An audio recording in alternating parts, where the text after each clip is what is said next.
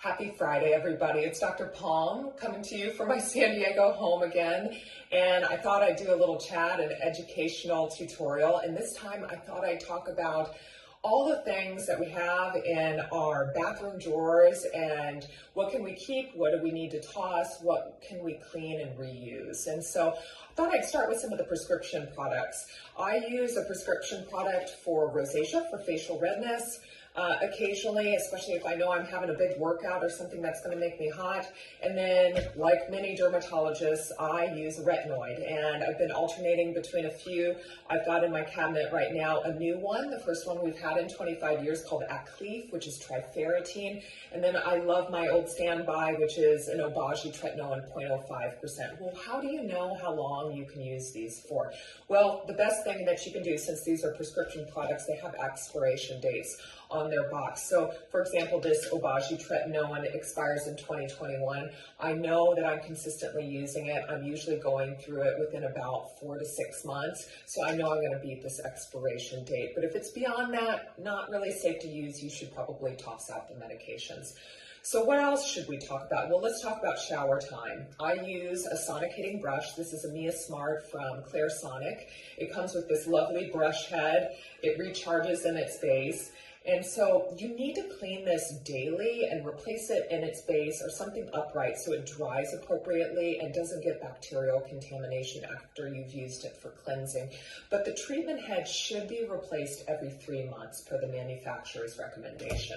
Similarly, if you still have some fuzz on your skin that you want to take away and you're using a razor, I prefer multi-blade razors and ones that you can actually replace the treatment head rather than replacing all of it. It's a little bit greener.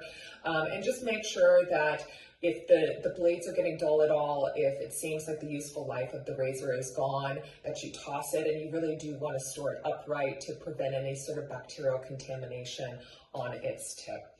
Now let's talk a little bit about makeup itself. So I got some helpful tips from my makeup artist and then just common sense, and I think following manufacturer's recommendations.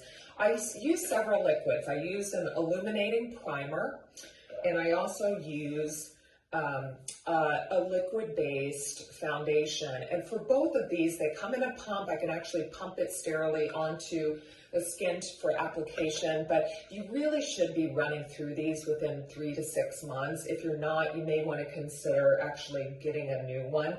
The product tends to separate after a certain time, and you certainly want to look at the expiration date that's on the base of the makeup itself. I use a concealer, and the challenge with these is many of them have a wand to them. And so if you're touching the skin or if you're dotting it on the face and then putting it back into this, you're actually contaminating it. So I tend to use a plain surface that I can apply it and then put my wand back in here so I'm avoiding any sort of bacterial contamination. But you really should replace this probably every 2 or 3 months, because this is one more likely to get contaminated over time. If something has a smell or there's a color change or there's a product change, you want to make sure that you're actually tossing it. Same goes for lip gloss. So this we're actually applying around the mouth. And so you're dipping that wand back into the product itself. It's going to get some sort of growth and resistance if it was left there for a long period of time. So I usually tell patients about 3 to 6 months, and you want to consider either finishing up usage or you may need to get a new one. And then what about powder products? Or actually, before I get to that, mascara is the last one. Now, this is obviously being used around the eye, very delicate area. We want to avoid any sort of bacterial contamination, conjunctivitis around the eye. So I really recommend using this within 2 to 3 months, tossing it and making sure that you get a fresh tube of mascara. Finally, let's move on to powder products. And powder products typically are longer lasting. I love shimmery eyeshadow for highlights. I use a powder bronzer and blush. And for these, I think it's really important your brush maintenance. So make sure that you're washing your brushes at least once a week. You want to use warm soapy water to cleanse the actual brush itself. Pat it dry. You don't want to wrestle up the bristles of the brush very much. And then once you have it fairly dry, don't store it vertically because that will wick the moisture into the base of the brush itself and can cause damage to it. But if you want to extend the life of your brushes, let them dangle over the surface of your countertop into the air. It can circulate, it's drying horizontally, and there's going to be less damage to the actual handle of the brush itself. So after we've talked about cosmetics, our prescription medications, and some of our devices, the last thing I wanted to talk about as a dermatologist, obviously, is sunscreens. So there's lots of great products out here.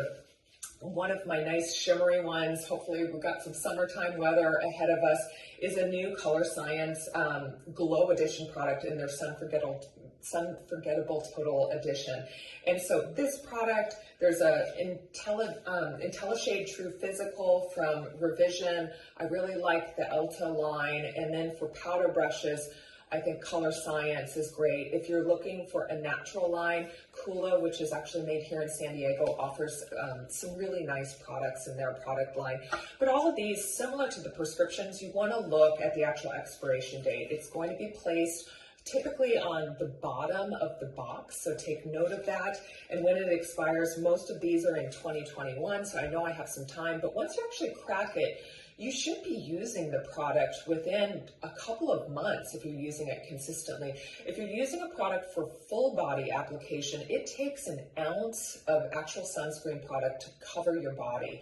So most of the bottles have about 4 ounces to them, so that means you've only got 4 applications. So if you've got sunscreen that you've been using from 2-3 summers ago, they need to be tossed. It's probably not good. I bet it's beyond the expiration date, and it's also been opened. So there's a chance of contamination from microbes, and we obviously want to be real careful about what we're putting on our skin. But that gives you a gist of prescription, non-prescription, skincare, and cosmetics, and even devices, and how you should care for them, reuse them, toss them, time to get a new one. So hope you're getting through spring cleaning as we're getting through coronavirus, and hope you guys all have a great weekend.